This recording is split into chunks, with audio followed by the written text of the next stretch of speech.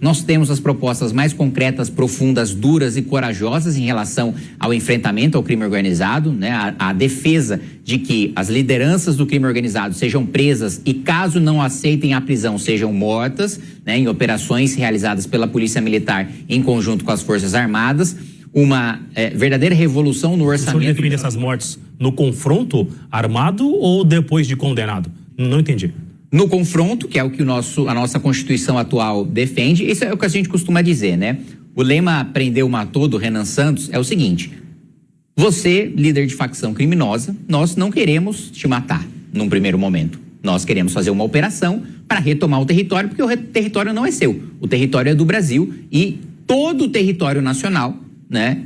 Caso o Brasil seja governado pelo Partido Missão, o presidente da República vai poder pisar em cada pedaço do território nacional. Não vai ter que pedir licença para traficante nenhum. Então, nós queremos retomar esse território que é do Brasil. Nós iremos subir o morro, nós iremos invadir, digamos assim, o território que você considera seu e nós queremos te prender. Agora, se você estiver com um fuzil na mão apontado para um policial, quando a gente levantar essa operação, nós vamos te matar, né? Então, é isso que a gente defende, apesar de eu, pessoalmente, assim como alguns outros quadros do MBL, defendermos uma nova Constituição, no mínimo, com prisão perpétua. Prisão perpétua é um consenso dentro do Partido Missão e eu sou um dos que defendem, além disso, a pena de morte. Eu acho que a gente está falando agora recentemente sobre pauta feminina. Eu acho que um sujeito que atropela a própria mulher, amarra no seu próprio carro e arrasta ela durante 1 quilômetro no asfalto, esse sujeito precisa ser executado pelo Estado brasileiro. Ele não tem salvação, ele não merece sequer ficar preso o resto da vida. Agora a pergunta do Matheus Dias.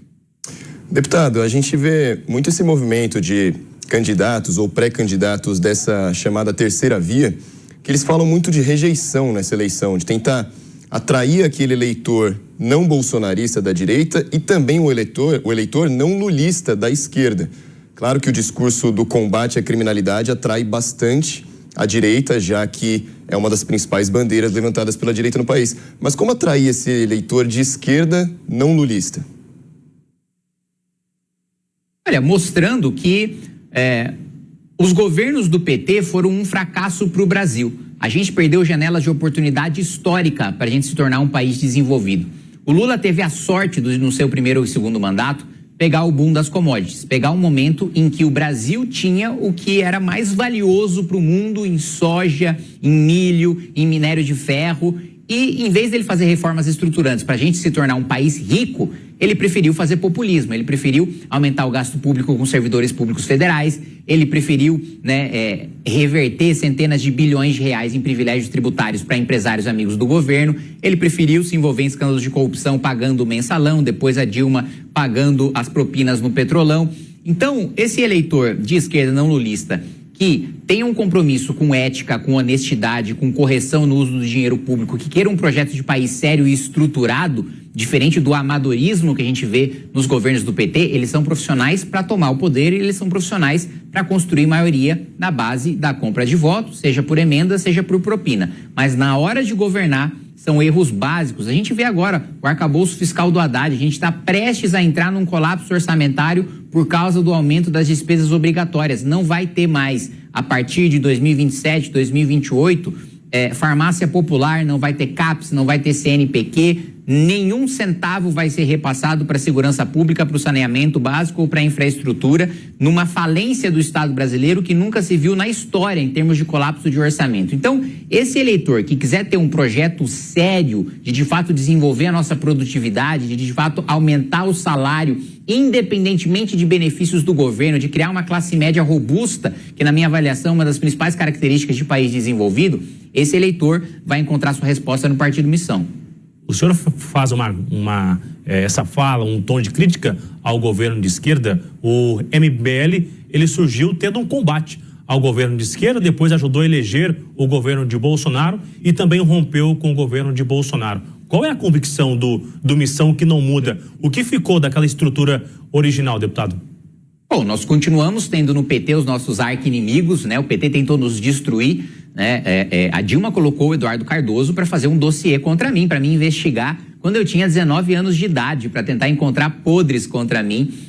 e descredibilizar as manifestações pelo impeachment, né? Então nós temos uma rivalidade histórica com o PT que não vai deixar de existir, não só por causa da divergência de visão de mundo, que a gente acha de um esquerdismo retrógrado e fracassado que o PT defende, mas ao mesmo tempo por uma diferença de caráter, né? Nós nunca perseguimos, né, com a máquina do Estado adversários políticos, nós nunca nos envolvemos em nenhum escândalo de corrupção, nem nunca nos envolveremos, muito diferente do PT. E as nossas convicções programáticas no campo da direita permanecem as mesmas. O que mudou foi Jair Bolsonaro, que na campanha e antes da campanha falava uma coisa, depois fez outra.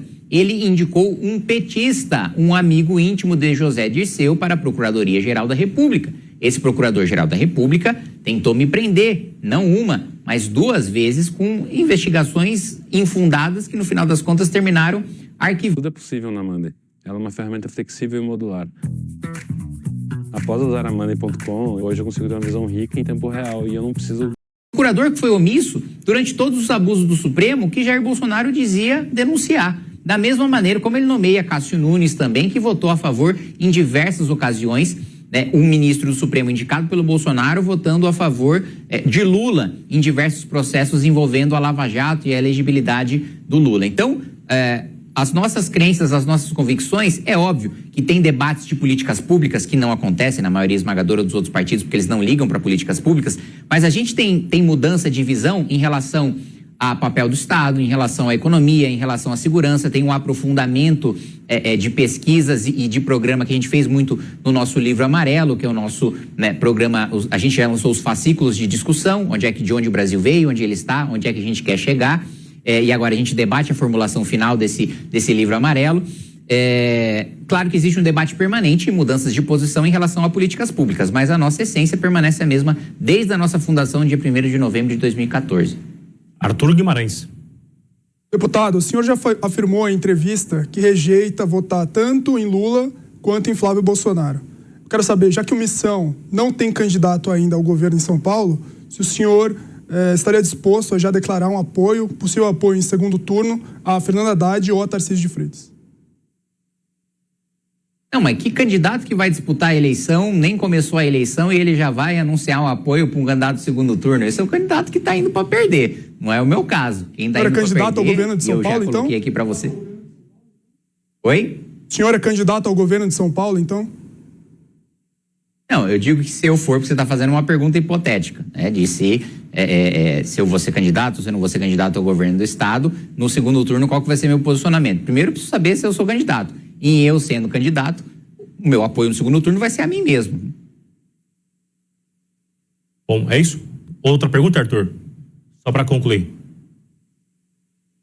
Quero saber, deputado, qual o cálculo político? Segundo o Datafolha, o senhor tem 5% de intenção de voto para o governo de São Paulo. Qual que é o cálculo político? Quantos pontos o senhor precisa ter para entrar na disputa?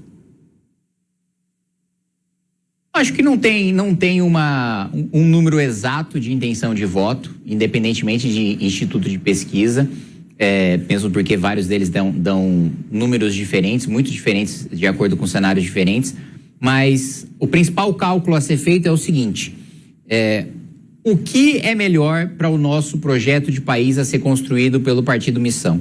O que traz mais votos para a nossa chapa de deputado estadual, para a nossa chapa de deputado federal? O que dá mais projeção para o partido? O que faz com que a gente consiga implementar o nosso projeto de país chegando o mais rapidamente possível ao poder?